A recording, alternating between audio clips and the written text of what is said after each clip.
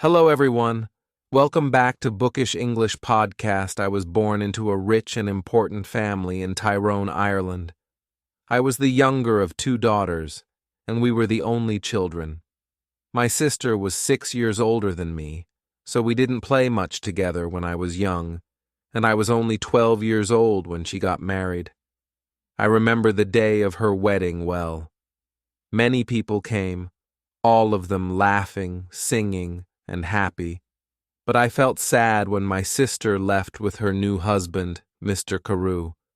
She was always very nice to me, nicer than my mother, and so I cried when she went away to her new home in Dublin. My mother and father didn't love me.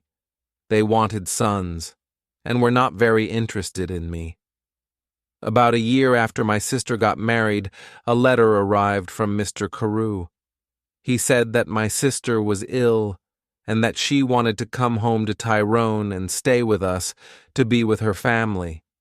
I was sad that she was ill, but also very happy about her visit. They're leaving Dublin on Sunday, my father told me, and they're arriving here on Tuesday evening. Tuesday came, and it was a very long day. Hour after hour came and went, and I listened all the time for my sister and her husband. Now the sky was dark, and soon it was midnight, but I couldn't sleep. I listened and waited. Suddenly, at about 1 o'clock in the morning, I heard a noise far away. I ran out of my bedroom and down to the living room. "They're here! They're here!" I called to my father, and we quickly opened the front door to see better. We waited there for a few minutes, and we heard the noise again, somebody crying far away in the night. But we saw nothing. There were no lights and no people there. We went outside, waiting to say hello and to help my sister with her bags. But nobody was there. Nobody came.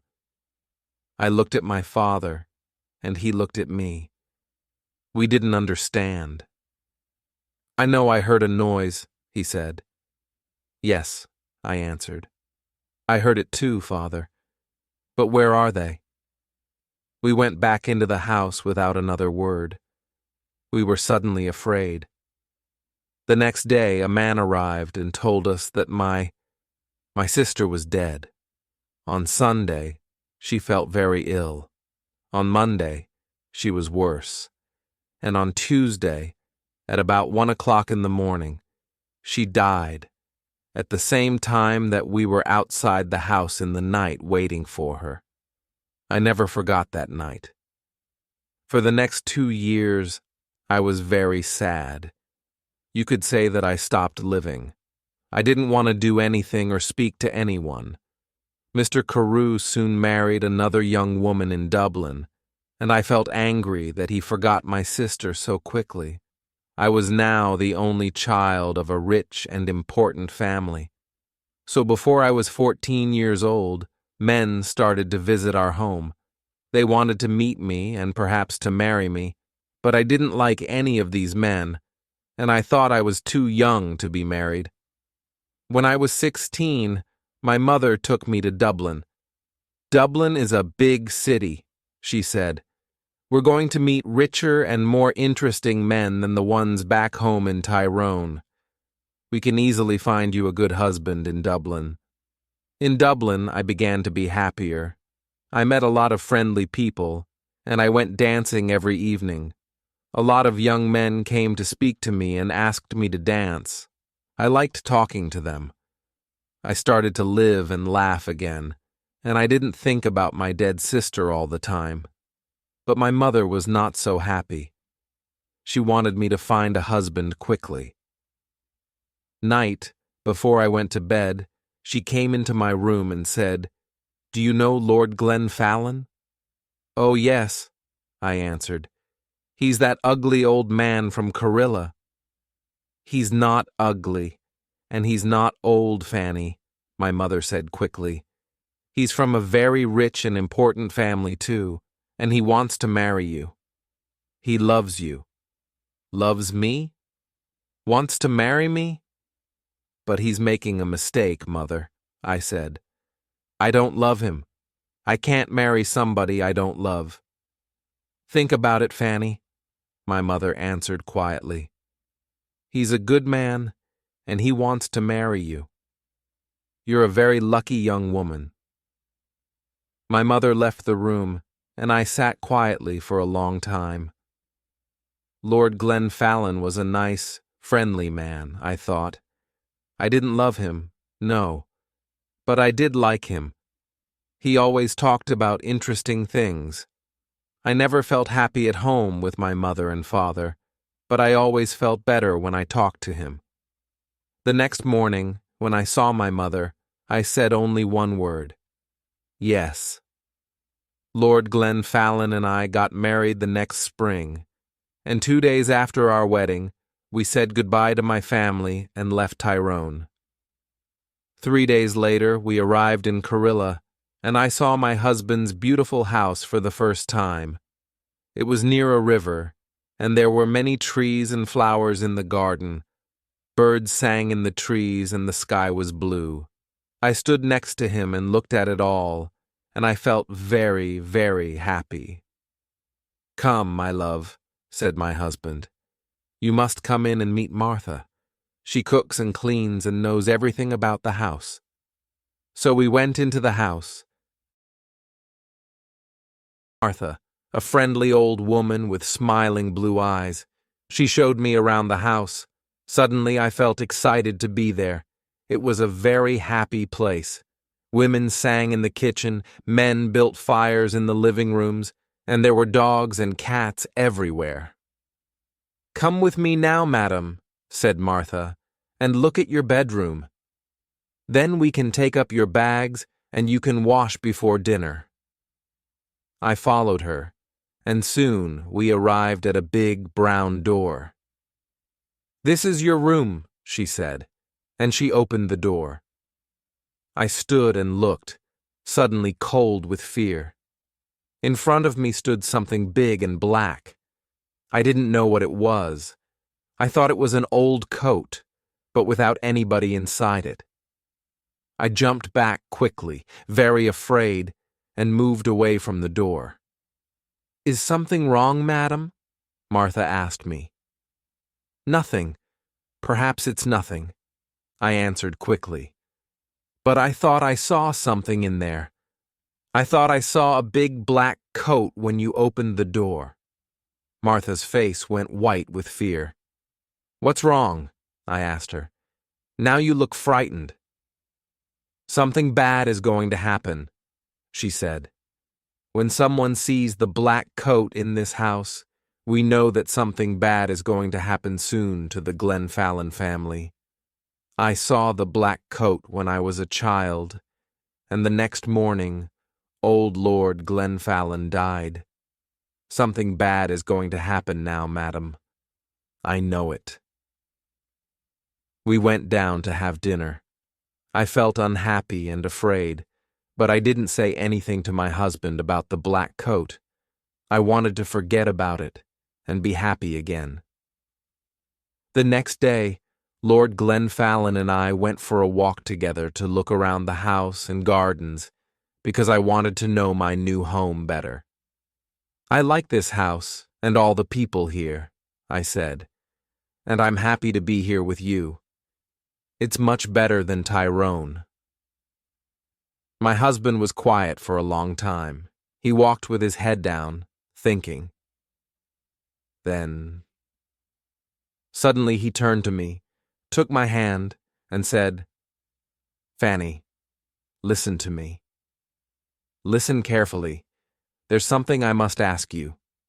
Please, please only go into the rooms in the front of the house. Never go into the rooms at the back of the building or into the little garden by the back door. Never. Do you understand me, Fanny? His face was white and unhappy. I understood his words, but I didn't understand why he was suddenly a different man. Here at Cahargilla, he never smiled or laughed any more. Perhaps the back of the house was dangerous, I thought. but he didn't want to talk about it anymore. We went back to the house without speaking, and again I tried to forget his words and to be as happy as I was before. It was about a month later that I met the other woman for the first time. One day, I wanted to go for a walk in the gardens. It was a beautiful day, and I ran up to my room after lunch to get my hat and coat. But when I opened the door of my room, there was a woman sitting near the fire. She was about 40 years old, and she wore a black coat. Her face was white, and when I looked closely, I saw that her eyes were white too. She was blind. "Madam," I said, "this is my room. There is a mistake." "Your room?" she answered. "A mistake? No, I don't think so.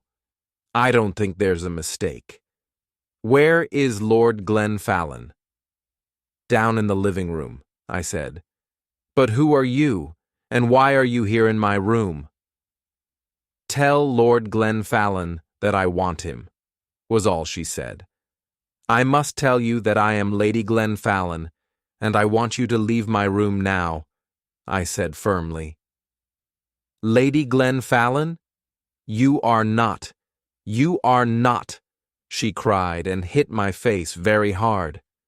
I cried out for help, and soon Lord Glenfallen arrived. I ran out of the room as he ran in, and I waited outside to listen at the door.